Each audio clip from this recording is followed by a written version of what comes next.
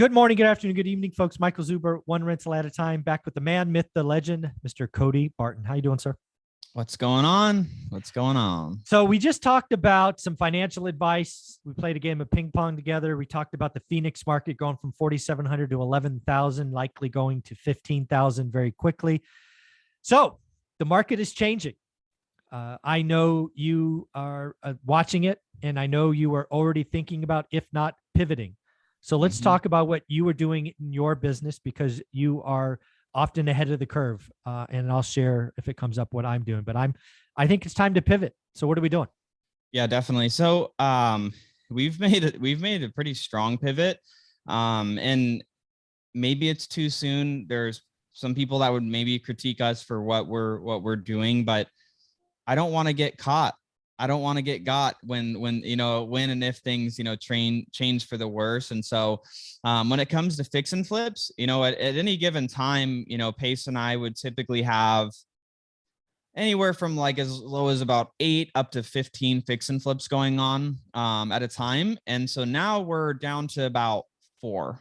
Okay. And so what we're doing now is, in regards to fix and flips, is if we're not stealing them, I ain't doing it. There you go. Yeah. If I don't feel like I'm literally stealing this property, I don't want to do it, because I'm just not interested in, losing money on deals, and I'll be more patient. If it means we do less flips this year, which I think it will be less flips, that's okay. And we'll just make good on the ones that we are buying when it comes to the flips. Yeah. When it comes to our long-term stuff on our rentals, we can't really burr. Like, that was a big strategy we used last year, because most of the stuff we were going to flip, anything that made sense to, we were just turning into, a rental that after we finished remodeling. So we can't really do that and make it cash flow anymore. I mean, we'd have to steal it to do that too. And it's like, like we have a house, and I'd actually called you on this one, so I'll share it with everybody, but we'd bought this house for $290,000. We'd put about, I don't know, like 30,000 or so into it. And by the time we were at the point of being able to refinance it, rates had went up. And instead of cash flowing what we were expecting, around $250, $300 net a month, things had changed in inventory and changed interest rates. And now I'm like, well, now we will negative cash flow. So that's not going to work, but we still wanted to hold it. So, you had recommended doing the, where we'd have interest only for the first 5 or 10 years, and then it amortizes over the next, 20, 25 years after that. So that's what we're going to do on that particular property. So I appreciate the insight on that. But that's the thing, is we can't really go and do what we were doing because of rates increasing. It ate up our cash flow. It's non-existent now, unless we are buying them on creative terms. And so that's something that we are still doing. And we have historically overpaid multiple times for properties because of the way we get the terms on those deals. And so, like, we have, and this is like one of my favorite deals we've ever done. But this was in mid 2020. We bought a house in Tempe, which is like one of like the hotspot areas here in Phoenix. And we bought it for $300,000, 30 grand down. At the time, it was basically retail. Like, that's what they would have listed it on the MLS for. But we got principal only payments, no interest. We're paying $900 a month, principal only on that. Yeah, that's awesome. And so it's like, that's what we're going to look to do more of, is getting those seller carries on sweetheart terms, or, subject twos on those great terms. And, those cash flow really well for us, because we're taking over, if it's sub 2, typically rates that are 3%, 4%, or if it's seller carries, it's whatever we negotiate with the seller. And we have a few that we've got on principal only, or 2% or 3% loans. And it's like, that's what we're going to go after more of. And I don't care what the market does. If we're cash flowing, and those are some of our juiciest cash flow deals. I mean, especially if you can get a seller to give you principal only payments, I mean, you're getting just so much upside on those deals. Yeah. So I want to kind of summarize what I hear you saying, because I want other people to hear this. One, you had a very profitable business doing record amount of deals, flipping deals into a hot market. Yep. One of my other experts, Omar, and I think 14 months ago, said this is the best market to do lipstick flips ever. Yeah. Right. So, and it proved to be true. The market is changing. So one of the things that you're doing is you're really tightening up. You're going to have less borrowed money because, again, you borrow money, you have private money for, 14 flips, 4 flips, less private money out, less risk, less carrying costs, all of that. Yep. You're staying below the median. You shared that with us in the previous episode. So you're really controlling your downside, right? You're not going to get caught in a 7-figure flip and have to hold it for 8 months for that one buyer. Not a chance. Right. Also, Burr is a tremendous strategy when in up market, especially in up market with low rates. I've told people, actually, I think it's 2 chapters in my second book. Burr is an advanced strategy. It's very risky.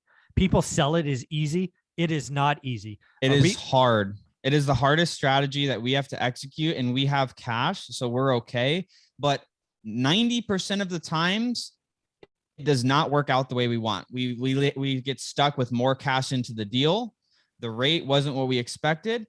The renovation took longer. It took longer to get the tenant in there. The lender changes the debt structure of, oh, we would give it you the loan based on market rents. Now you need to season your tenant in there. So now your holding costs on your money get longer. I mean, there are so many things that go wrong. And the only reason we're bailed out on those, and not bailed out like we bought bad deals, but it's like, instead of 30,000 in capital being stuck in a deal, it's 60, 70,000. Sometimes it gets stuck in a deal, and it's like, well, that's just what happened. Yeah. You're fortunate enough to be in a position where that doesn't crush you. A lot of people that are sold the vision of Burr don't have that capital structure where they can leave 60 in when they expected 30. Most of these people think they're going to come out with 0. Most people think Burr is the easy path to wealth, and it's a no money down strategy. It is so not. It is advanced. It is very advanced. I think you have a team. You have hundreds of transactions under the belt, and you're saying it's an advanced strategy. I'm so glad you're saying that. Yeah. I mean, people get like, and that's the thing that is frustrating, is people selling that as a beginner strategy. I mean, at like the first type of deal, I would never suggest someone trying to do a Burr. I mean, my gosh, like you're going to because of all the things that have to go right, you have to buy the deal right. Number one, have the right type of debt that you're buying the deal with, and the right amount of time. If you get delays on the deal, God forbid you get delays we have a deal, Michael. We've had a stop order from the city since December of last year, and we still are unable to work on it. Imagine that happening to that newbie investor. No, that would, it's painful for us, but it's like, we're going to get through it. We still will make money on this deal, but it's like, those things happen. And so those are the things that people have to be watching out for, is like, it's not all sunshine and rainbows, especially when you're doing the Burr. That one's just turning into a flip now. It's like, we're not, we're selling this guy off when it's done. Yeah. So I want to again, right. Burr is a strategy that sounds good in a book. It sounds good on YouTube. It is an advanced strategy. There are 7 or 8 things that can go wrong, and probably more. Yeah, probably, right. If you don't run it all the way through, you're gonna go broke. And it's not a no money down strategy. Don't think, if you happen to do a deal that you exit with no money, congratulations, you had a home run. Please teach me how you did that. Yeah, exactly. Exactly. And then again, if you still are looking, I mean, the thing that I'll be doing this year is 2 things. One is I'll be looking for sellers, right? I have this 50-40-10 that I'm going to try to do 50% first, 40% second, 10% down, right? Maximum leverage with only 10% down, seller financing. But I'm going to close with, again, I need to add skills. One of the things that I plan to come to you and Pace for in Arizona is the creative financing subject to. I know it's out there. The time is coming. So I need to skill up. I need to get better. People just need to realize, even if you have 22 years of experience, you can still be better. The market is always moving and changing, and you need to change with it. So, yeah, I think being focused on that strategy for the next 2 years is genius. 100%. Yeah. So that in my final thoughts too, as well, is, really learning some of those strategies, because I don't want people to be discouraged that like want to buy and hold, because some people are like, oh, well, buy and hold is, it's not going to work now for the next couple of years. It's just, how are you getting into that deal, and subject to, and seller carries. Seller carries are my favorite. Sub 2s are like kind of like the stepchild for me, of like, it's like, I don't really want to do those, but I do them. They just kind of stress me out. The seller carries, I have so much more control. There's no bank. There's no weird stuff that could happen. I'm fully controlling what's going on. So I love those. Yeah, I'm actually marketing in my market directly to sellers who have 60% equity or more, and Mhm. they've had for 15 years. Cause I want people, I'm basically marketing to people that probably remember the last crash. And I'm like, hey, the market's changing. What do you think? Sell me your portfolio. I'll buy it all. So that's what I'm doing. Should be I fun. love it. So Cody, how can people find you? You can find me on my YouTube channel, everything, real estate, business, finance, operational system stuff, or on my Instagram, Cody Barton Official. Thanks, buddy. I appreciate it. Thank you.